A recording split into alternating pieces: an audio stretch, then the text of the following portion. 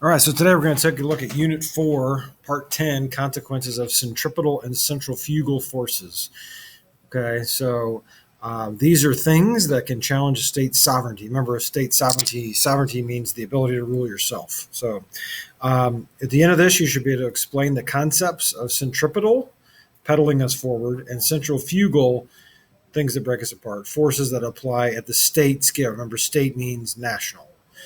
Centrifugal forces may lead to failed states, uneven development, stateless nations, and ethnic national movements. And then centripetal forces lead to ethnocentrism, more equitable infrastructure development, and an increased cultural cohesion. So one unit.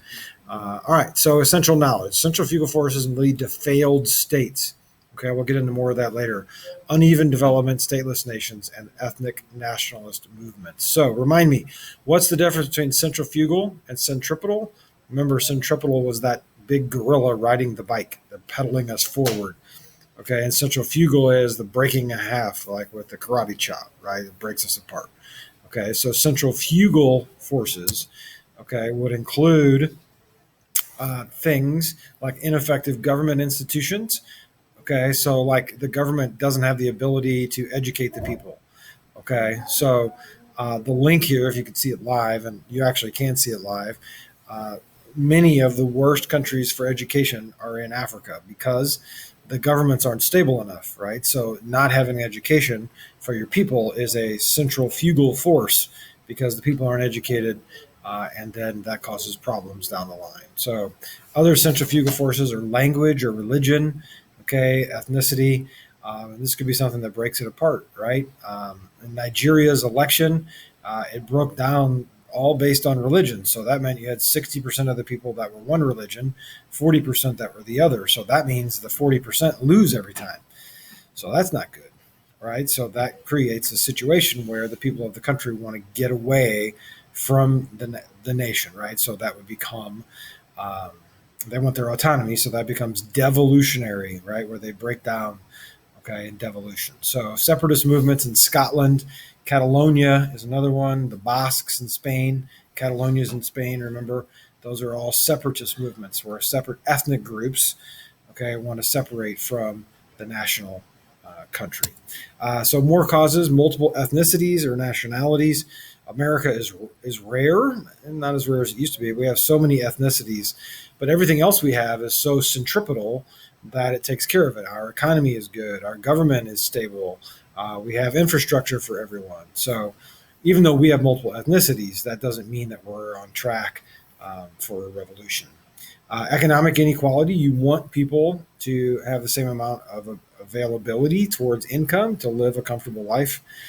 Territory disputes within the boundaries could become a problem that causes separation, centrifugal forces, and then a lack of infrastructure. So, if only half of America had an interstate, the other half would suffer greatly from that.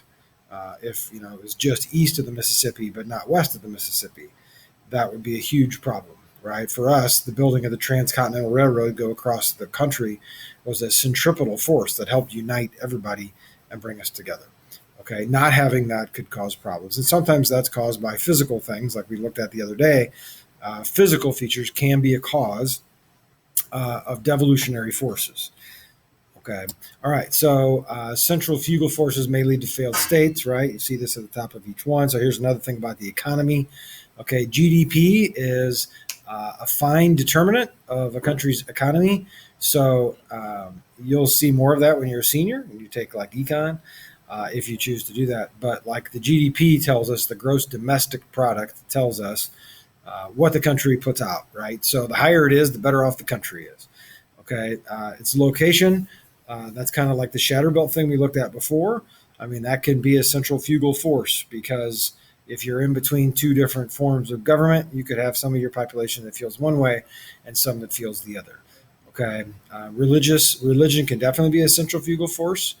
Like in Syria, there were some people that were part of one religion that didn't like the other, so that causes a split, right, in the country. India is a good example, okay, of what used to be a centrifugal force. Today it's centripetal. All of India is one cultural ethnic group. They're all Hindus. Not all, most. The neighboring countries, Pakistan on one side, Bangladesh on the other, they are mainly Muslim countries because South Asia, what you and I would call India, used to be a part of the British Empire, colonialism, right? Well, when colonialism ended and the British left, then they had devolution. The people in India, okay, they were Hindu, and the people in the other two countries, that was for the Muslims. So they separated to go there. So that religious view caused a centrifugal force in what was India originally. It broke into different factions. Okay, that's how religion could play a part in that. Also, if you guys remember the part of Kashmir in northern India on the border with Pakistan, that problem still exists there, like of what country they really are tied to and what they believe in.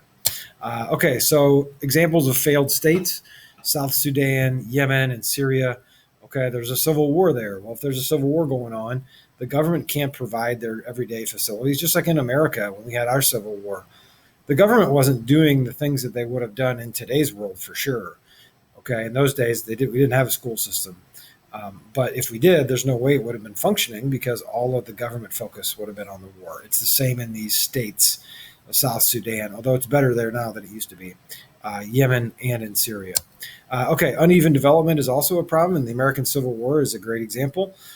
Before the Civil War, the North had way more factories, and the South was all about farming. So, because of that division between the North and the South and the differences in their economy, it caused issues, and that caused the issue of the Civil War because the Southerners wanted to keep their slaves so that they continue to farm at the rate that they were farming.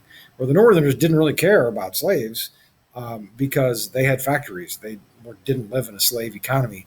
The development was uneven in America, and that caused the greatest centrifugal force in the history of this country, the Civil War. Okay, stateless nations, so they have nationalities, separate nationalities and ethnicities, also become an issue and could be a centrifugal. Like the Kurds are pushing to have their own country. You can see the yellow dots on here represent the Kurds. So they are a multi-state nation, right? But they are not a state. The Kurds don't have their own country, but you can see that they are in Iran, Iraq, Syria, and Turkey. Okay, well, if the Kurds in Turkey push hard enough and get their own country, then that causes devolution. That causes a centrifugal force that would cause that devolution. Okay, ethnic nationalist movements is like the Basques that we looked at in Spain, Catalonians in Spain as well. They want more autonomy, right? And that's an example of devolution, the big government giving it to the smaller ones. This would be like Quebec in Canada, okay? The French people in Canada wanting to have their independence, right? That's an ethnic group that wants to have that. That would be a centrifugal force if it was used that way. Okay, so what are centrifugal forces here?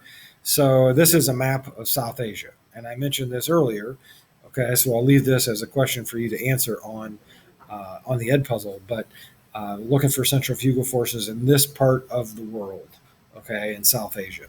All right, so other essential knowledge. Now we move on to centripetal forces, things that pedal us forward. Okay, they lead to ethnonationalism, equitable infrastructure development, and increased cultural cohesion. Okay, so the people are more together. So this should be self-explanatory, but if you have a bad economy or a bad education system, that's a centrifugal force. But it'd be centripetal if they were good. If the economy is good, the education system is good, people have an opportunity to succeed, that's a centripetal force. Okay, we have national holidays, like the 4th of July here, Bastille Day in France. Okay, in Singapore, they have a thing called National Night. Okay, the symbols, our flags, those are centripetal forces.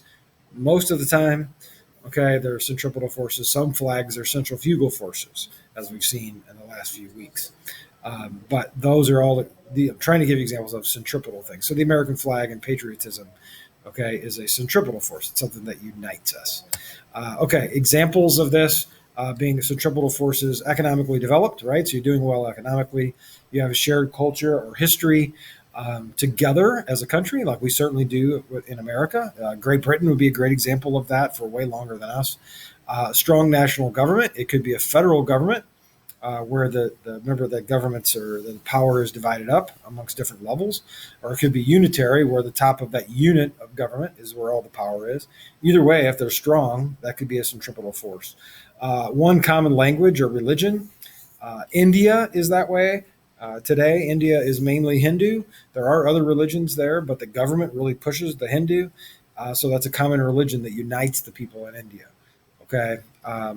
People could also be joined together against an external threat.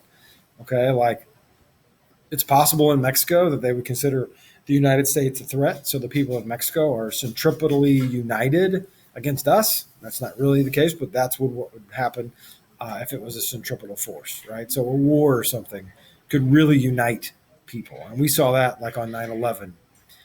After the attacks of 9/11, all of a sudden there were flags everywhere. There was an immense amount of nationalism. It became a centripetal force that united us all together. Okay, so centripetal forces can lead to ethnonationalism, okay, where unity is tied to a common religion, like the example of India and the Hinduism that I just gave you.